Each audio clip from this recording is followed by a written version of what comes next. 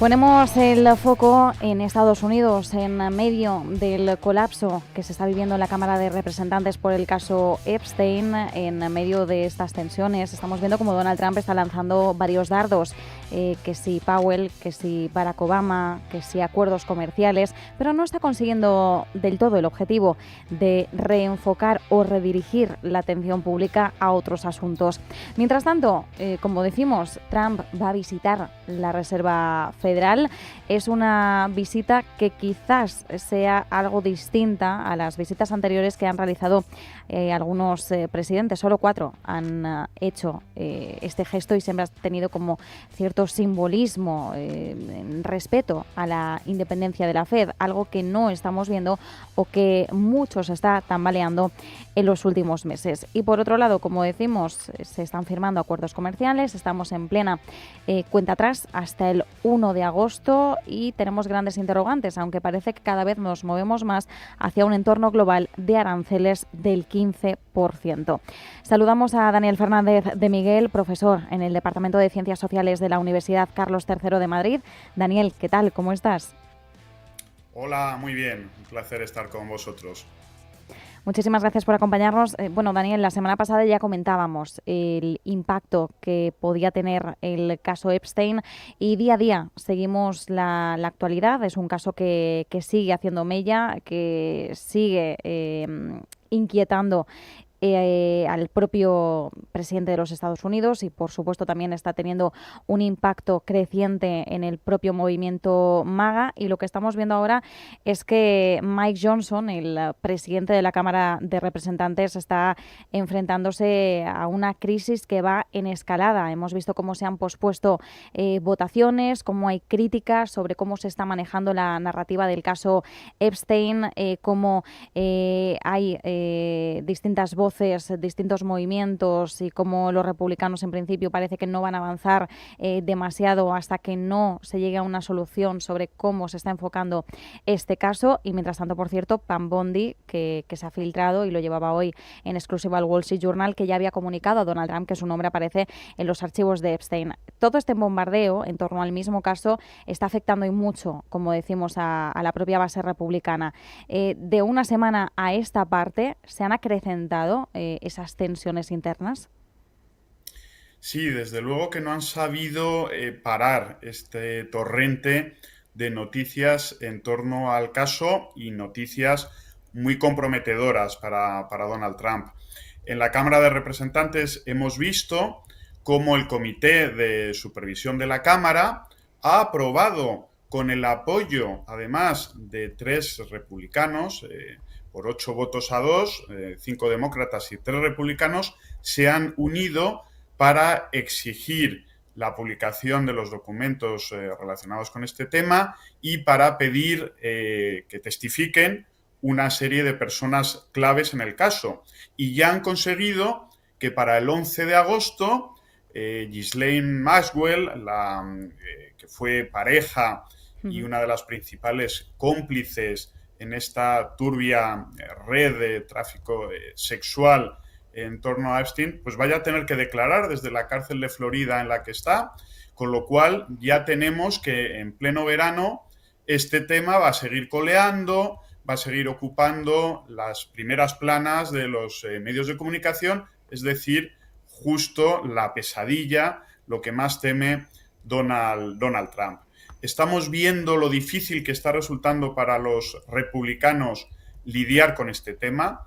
Mike Johnson, como decías, el presidente de la Cámara, ha intentado dar un poquito de aire a Donald Trump, adelantando el receso de verano de la Cámara para que no se tuviera que realizar una votación más amplia sobre este tema y que la Cámara se siguiera debatiendo sobre ello.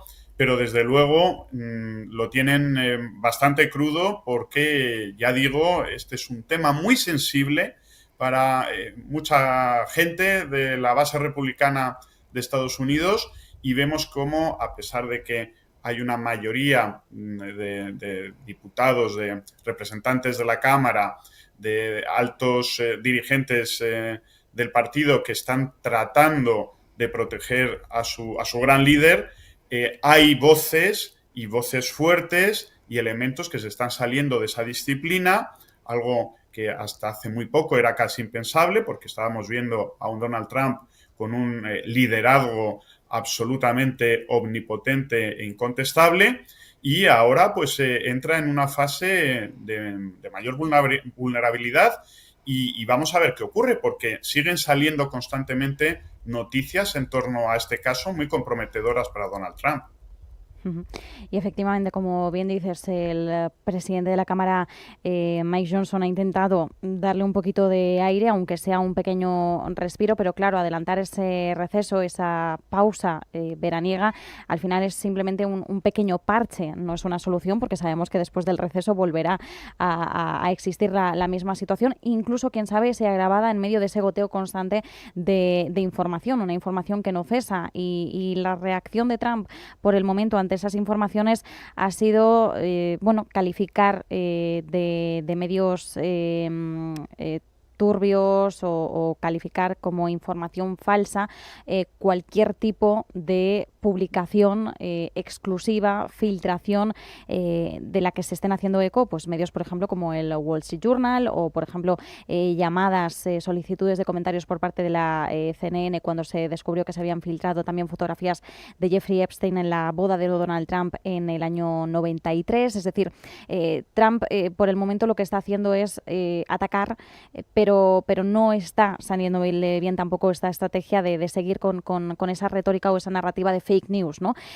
Claro, desde un punto de vista también, Daniel, de la propia comunicación y estrategia política, pero a la hora de comunicar verbalmente o incluso hacer determinadas actuaciones que puedan ser mejor recibidas por el público, ¿qué tipo de estrategia quizás debería seguir o implementar en estos momentos tanto Trump como la propia administración o la base republicana en sí, teniendo en cuenta que por el momento lo que se está haciendo no está dando resultado?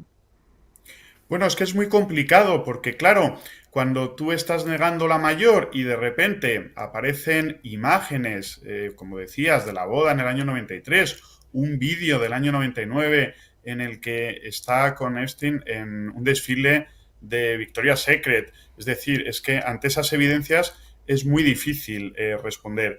Y claro, estamos viendo por primera vez en mucho tiempo a un Trump a la defensiva. A él siempre le gusta ir al ataque, siempre le gusta llevar la iniciativa, y de repente pues se está encontrando ante una tormenta de noticias en su contra. Por ejemplo, el senador demócrata Dick Durbin también ha publicado y ha escrito al Departamento de Justicia y al FBI por unas informaciones que han llegado a su oficina, según las cuales en el mes de marzo hubo una orden para que 1.000 agentes del FBI se dedicaran a clasificar más de 100.000 documentos relacionados con el caso Epstein y para marcar todos aquellos que nombraran a Donald Trump. Entonces, también tenemos la carta que publicó el Wall Street Journal que Trump les ha denunciado porque dice que es falsa, del año 2003, con motivo de su 50 cumpleaños, en el que dibujaba a una mujer desnuda en términos muy obscenos. En fin, está siendo pues un verdadero terremoto y es muy difícil en estas circunstancias asomar la cabeza. Es complicado. Él está tratando de desviar la atención, de poner el foco en otros temas, remarcar los asuntos que guíen la atención mediática, pero claro, este es el típico tema que tiene todos los ingredientes que gustan a la gente. Es un caso escabroso, polémico, y claro, cuando Elon Musk lanzó esa acusación hace unas semanas, que muchos pensábamos que no iba a llegar muy lejos, pero claro, la información es poder. Probablemente Elon Musk era muy consciente de que esto podía causar un verdadero terremoto, y así está siendo. Entonces va a tener difícil Donald Trump salir de esta trampa. Como siempre, la atención de la gente no es permanente y llegará un momento en el que poco a poco pues este tema vaya siendo más relegado, pero también va a depender de las informaciones que vayan apareciendo. También eso se ha publicado por parte de Wall Street Journal, el New York Times, de la CNN, que en mayo Pam Bondi, la fiscal general, advirtió a Donald Trump de que aparecía en muchos de los documentos vinculados con Epstein. Entonces, eso, estamos ahora en un momento en el que está bastante acorralado y bueno, poco puede hacer. Yo estoy también expectante ante la declaración el día 11 de agosto de Ghislaine Maxwell, la antigua pareja de Epstein, y bueno, vamos a ver qué ocurre y qué más noticias van surgiendo en relación a este caso. Efectivamente, por desgracia para Donald Trump, como bien decías, es un caso que tiene todos los ingredientes y es más, es que incluso es un caso que hemos visto en televisión. Hay una miniserie de la plataforma Netflix en la que hay muchísimos detalles, se narra a la perfección, cronológicamente, con todos los actores implicados, o al menos el conocimiento que hay hasta la fecha, y es difícil no estar al día o tener casi toda esa información en el imaginario, ¿no? Y además, Jeffrey Epstein, lo comentábamos también la semana pasada, es la propia miniserie lo calificaba como asquerosamente rico, ¿no? El titular iba por en esa línea. Entonces, una persona rica, con poder, que de alguna forma contrasta mucho con esa base de votantes que han impulsado a Donald Trump para este segundo mandato. Es una conjugación bastante peligrosa de elementos que efectivamente pues, podrían sentar un mazazo importante para el presidente estadounidense, pero es cierto que también la atención pública no es ilimitada y en cuanto surgen otros temas que tienen un cariz más urgente, muchas veces se desvía la atención. El problema que el 11 de agosto pues está casi a la vuelta de la esquina y que va a ser Ghislaine Maxwell un testimonio crucial y además también ella misma sale en el documental y sabemos que es una persona que va a tener un impacto importante mediáticamente hablando. En medio de todos los focos hacia los que está intentando tirar Donald Trump, está tirando dardos, hemos visto que ha acusado a Obama de traición, sigue aumentando la presión, las críticas hacia Jerome Powell y hoy hace una visita a la Reserva Federal que llama mucho la atención porque realmente hasta la fecha solo 4 presidentes han visitado la Fed y ha sido más bien para rendir homenaje o transmitir ese respeto hacia la independencia del Banco Central. ¿Qué podemos esperar realmente? Porque esta visita se produce en un momento de máxima tensión entre el presidente de Estados Unidos y el presidente de la Fed. Sí, es una visita claramente intimidatoria y la gente tiene que comprender lo que representa la Reserva Federal, la Fed en Estados Unidos. Es una institución absolutamente independiente que se mueve bajo criterios técnicos, que esa autonomía de la que goza pues es un elemento fundamental en el sistema institucional de Estados Unidos. Desde su creación en 1913, ni un solo presidente de la Fed ha sido destituido. Para destituir a un presidente de la Fed hay que presentar razones tremendamente contundentes, relacionadas sobre todo con la corrupción. Y entonces lo que está haciendo Trump es realmente muy grave porque supone una degradación institucional en Estados Unidos pues que tiene muy pocos precedentes. Y él sigue con esa estrategia de presión constante a Powell, amenazándole con que le va a destituir, amenazándole con que están siguiendo con lupa todos los movimientos que ha hecho la FED, las obras de sus guiones para ver si ha habido sobrecostes y poder de esa manera encontrar un argumento para destituirle. Y todo, pues eso, exigiendo que rebaje los tipos de interés y llevando criterios políticos frente a criterios técnicos.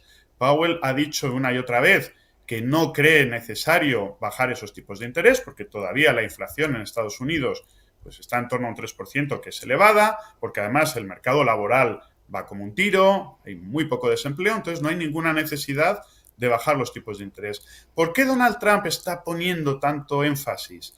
Pues aunque él dice que es principalmente porque aliviaría el pago de la deuda, se ahorrarían muchos miles de millones, hay que tener en cuenta el enorme déficit fiscal de la economía estadounidense, pero realmente lo que hay detrás son las elecciones de mitad de mandato de noviembre del año que viene.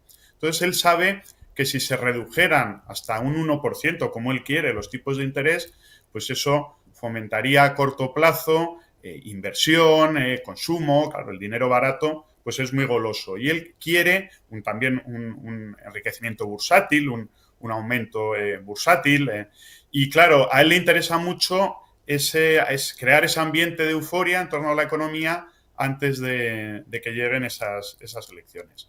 En fin, la visita de hoy se interpreta en ese contexto de intimidar, de seguir con su presión. ¿Quién le iba a decir? Porque fue el propio Trump el que en el año 2017 pues designó a Powell, luego el Senado tiene que ratificarlo, pero fue su candidato, y ¿quién iba a pensar que íbamos a acabar en esta situación? Powell se ha convertido en una especie de héroe para muchos por su independencia, por cómo está aguantando con esa paciencia y perseverancia la presión de Donald Trump. Y bueno, yo creo que hasta mayo del 2026, cuando concluya su mandato, ahí va a seguir y ya convertido casi como en un símbolo de resistencia ante los caprichos y la degradación institucional liderada por Donald Trump.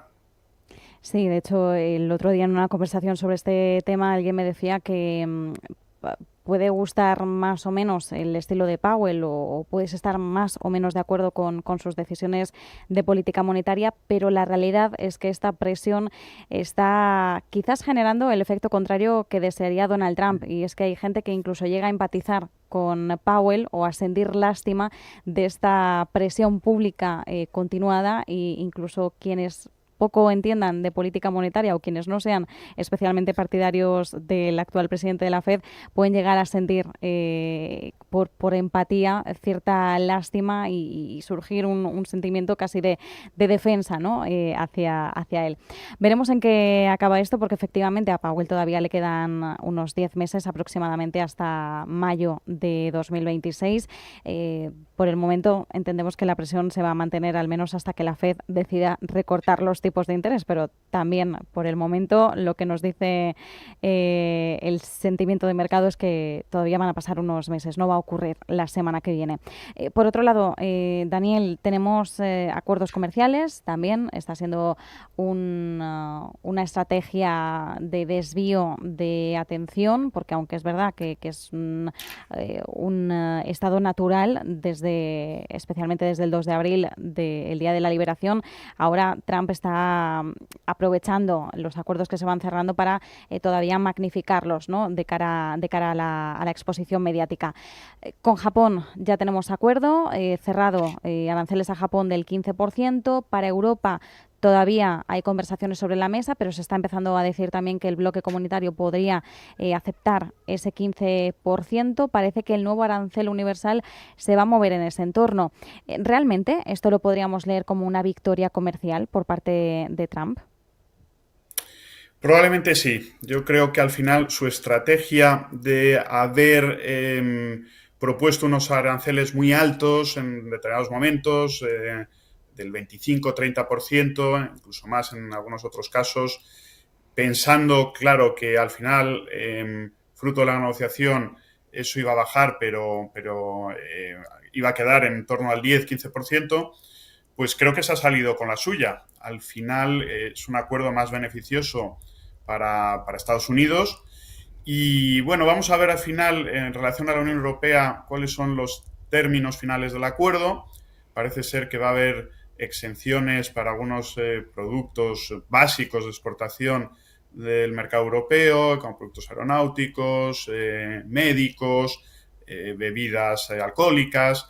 Vamos a ver al final en qué términos queda el acuerdo, pero sí que parece que esa estrategia de lanzar órdagos y a partir de ahí ir rebajando, pero al final, pues en relación a lo que había, pues tener sobre la mesa unos aranceles del 10-15% que son bastante altos, pues creo que es una victoria para Donald Trump, y así lo va a vender él en Estados Unidos. Es verdad que luego, si ves los datos, lo que van a suponer los ingresos arancelarios, los ingresos por los derechos aduaneros en la economía estadounidense van a ser ínfimos en relación a otros ingresos fiscales muchísimo más importantes, como son el impuesto sobre la renta o el corporate tax, el impuesto sobre sucesiones. O sea, estamos hablando de que en el mejor de los casos, se habla por parte de los economistas que a lo largo de este año, con estos nuevos aranceles, Estados Unidos va a ingresar unos 300.000 millones de dólares. Eso es menos del 5% de los ingresos totales de Estados Unidos, ¿no? Con lo cual, y teniendo en cuenta también los efectos a largo plazo que tienen estos aranceles, porque es verdad que a corto plazo pues puede originar un cierto flujo económico hacia el Tesoro estadounidense, pero hay que tener en cuenta que al final los consumidores y las empresas estadounidenses van a tener que pagar más por los productos, va a haber una subida de precios.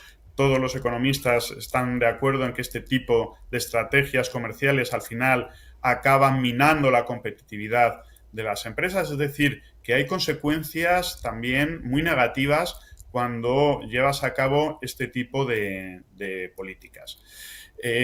Al final, él lo va a vender como una victoria. Es verdad que países como Japón o continentes como Europa pues saben que Estados Unidos es su principal mercado de consumo y es muy difícil negociar cuando tienes esa realidad delante. Entonces no les ha quedado más remedio que aceptar esas condiciones. Y bueno, vamos a ver qué ocurre de aquí al 1 de agosto, pero sí que parece, y tenemos el precedente, como acabas de decir, cercanísimo de Japón, que nos vamos a mover en esa horquilla. Veremos a ver en qué queda, pero efectivamente todo apunta a que el 15% podría ser la cifra jugosa, porque además, aunque se hablaba hace un tiempo, unas semanas, unos meses, de un arancel universal del 10% para la Unión Europea, la realidad es que tras la última amenaza de Trump de un arancel del 30%, el 15% no sería visto como un aumento respecto al 10%, sino más bien como una rebaja respecto a la última amenaza del 30%. Y ahí tenemos claramente el estilo negociador de Donald Trump, que es el que está utilizando en estos acuerdos comerciales. Bueno, pues esperar y ver. Seguiremos analizando toda esta actualidad económica y también política y lo haremos pues en las próximas semanas. Nosotros, por cierto, Daniel, nos despedimos ya de cara al verano, cerramos temporada, pero muchísimas gracias por habernos acompañado a lo largo de estos meses y nos escuchamos ya en el arranque, a la vuelta de las vacaciones, así que muchísimas gracias, un abrazo. Muchas gracias, Marta. Feliz verano. Un abrazo. Mensaje de Marga.